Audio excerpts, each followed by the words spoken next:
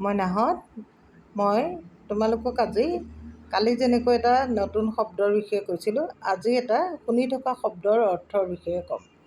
তোমালোকে প্ৰায়েই শুনা যে তোমালোকৰ ওচৰ চুবুৰীয়া বা খুৰা খুৰী বা মাহী পেহীহঁতৰ ল'ৰা ছোৱালী ইংলিছ মিডিয়াম স্কুলত পঢ়াইছে।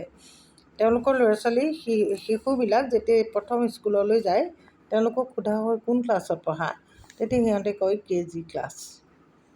KG শব্দটোৱে কি বুজায় আমি জানিবলগীয়া হয়নে নহয় বাৰু? জানিব লাগিব KG মানে কি।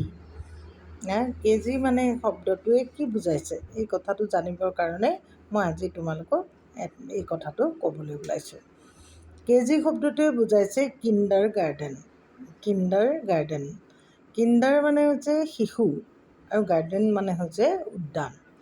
অৰ্থাৎ তেওঁলোকৰ কি সুন্দৰ এটা শব্দ, শিশু উদ্যানত তেওঁলোক পঢ়ে। শিশু উদ্যান ক্লাছত তেওঁলোকে পঢ়ে। তাৰ পৰাহে তেওঁলোকে ক্লাছলৈ যায়।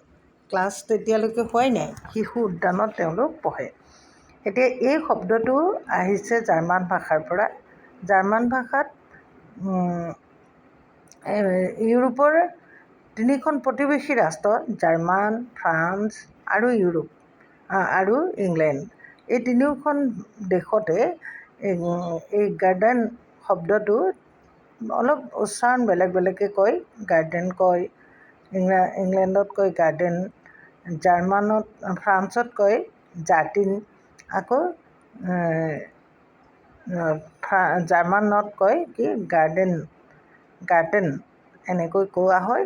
আৰু এই মুঠতে একেটাই অৰ্থ বুজায়, বাগিচা বুজায়। আৰু ইয়াৰ পৰাই বৰ্তমান আমাৰ সমাজতো প্ৰচলিত KG শব্দটো আহিছে, চমুকৈ কোৱা হৈছে। কিণ্ডাৰ গাৰ্ডেন শব্দটোকে চমুকৈ KG বুলি কোৱা হৈছে। মনত ৰাখিবাচোন দেই, তোমালোকে জানি থ'লে কথা এটা ভাল লাগে, নহয়নে বাৰু? আমি নজনা হৈ চব কথা থাকিব নালাগে, যিমান পাৰোঁ জানিবলৈ আগ্ৰহী হ'ব লাগে।